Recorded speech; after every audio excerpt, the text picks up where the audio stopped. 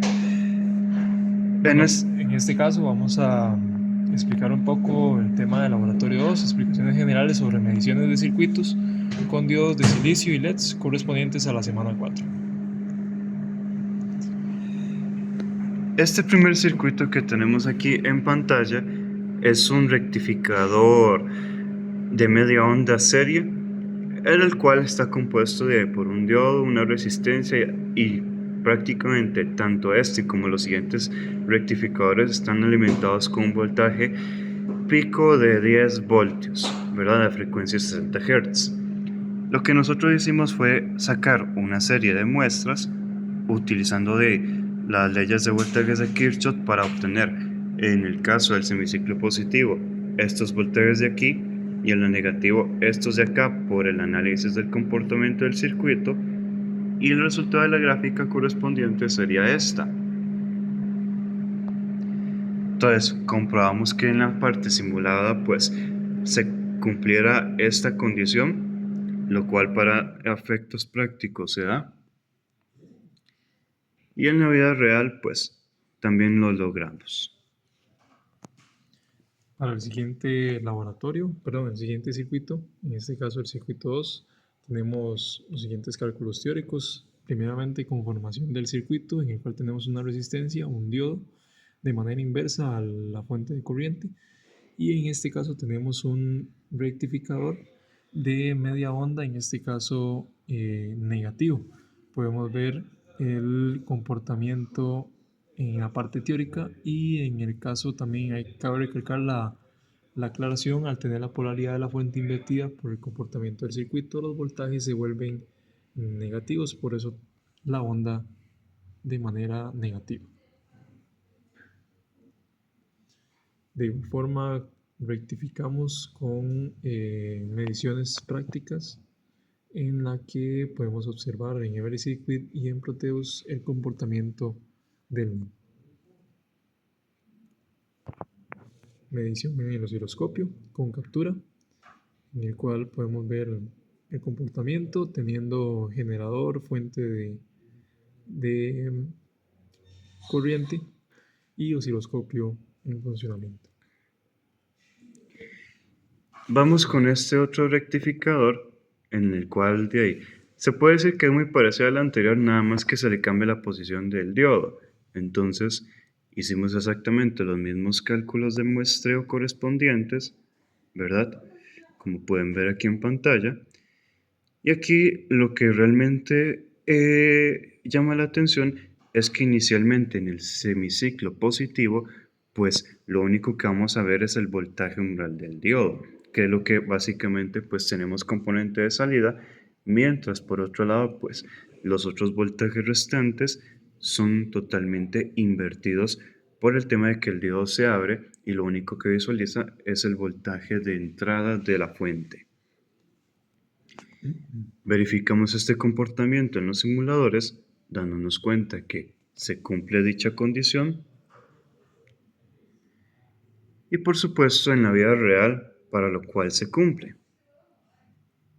Tenemos el circuito número 4, en el cual de esta manera tenemos el diodo de manera invertida en relación a la fuente de corriente, y junto con una resistencia podemos también mostrarles la parte teórica, en la cual tenemos una onda, en este caso un recortador de media onda, de manera Rectificador. rectificador, perdón, de media onda positiva. En este caso, el diodo solamente va a mostrar el voltaje umbral en directa. Solo vemos el valor de la fuente inversa, solo se visualiza el voltaje del diodo. En el caso por acá de que observamos el voltaje umbral de el diodo de forma negativa, a partir de ahí vemos valores positivos realizando la onda correspondiente. De igual forma tenemos mediciones tanto en Every Circuit como en Proteus de este laboratorio. Podemos observar el comportamiento de la misma. Y por supuesto, captura de laboratorio, en el cual vemos también el comportamiento de esta onda. El quinto circuito consiste básicamente en un rectificador de media de onda completa en el cual introducimos un capacitor y un motor de corriente directa. ¿Ok?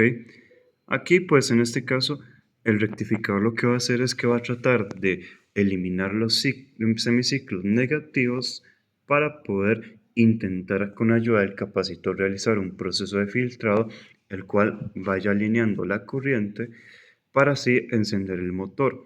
Por ejemplo, pues calculamos un voltaje de salida tomando en cuenta la cantidad de consumo de voltaje que tiene este diodo, provocando que más o menos requiera como de unos 9.3 voltios para trabajar. Este sería pues el comportamiento. Verificamos este comportamiento pues a nivel de simuladores, para lo cual se cumple. Y en la vida real, claro, la imagen se da un toque distorsionada por el tema del ruido que genera el motor, pero se comprueba pues el funcionamiento.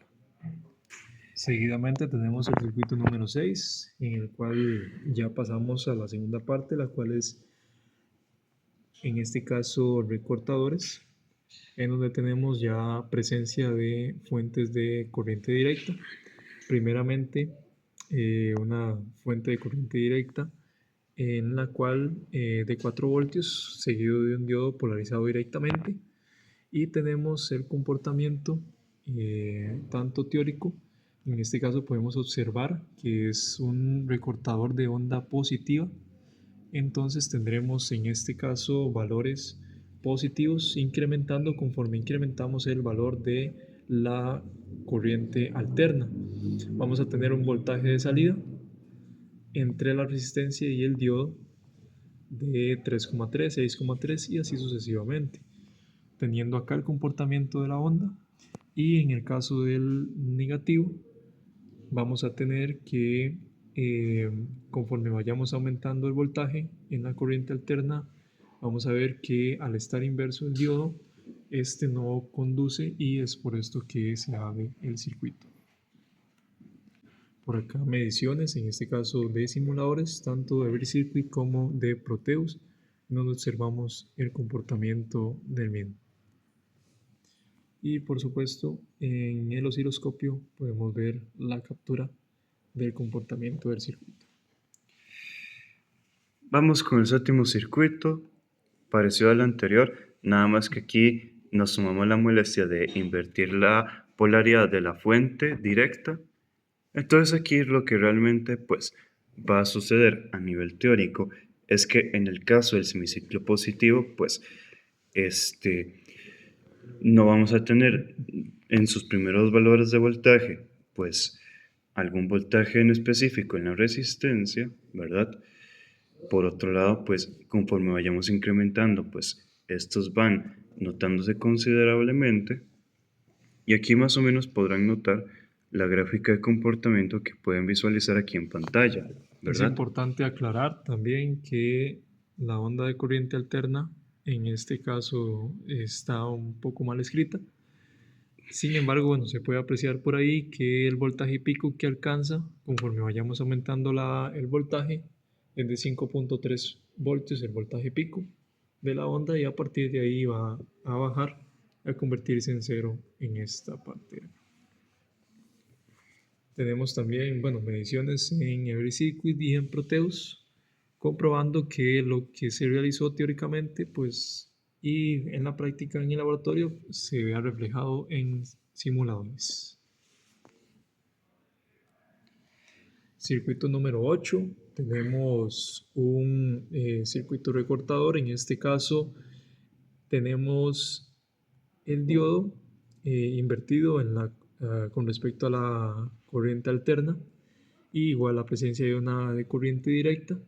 En este caso vamos a ver una onda recortadora negativa en la que acá tenemos voltajes positivos. Sin embargo, vamos a ver donde va a incrementar un poco la onda hasta llegar a 0 voltios, que va a ser el pico.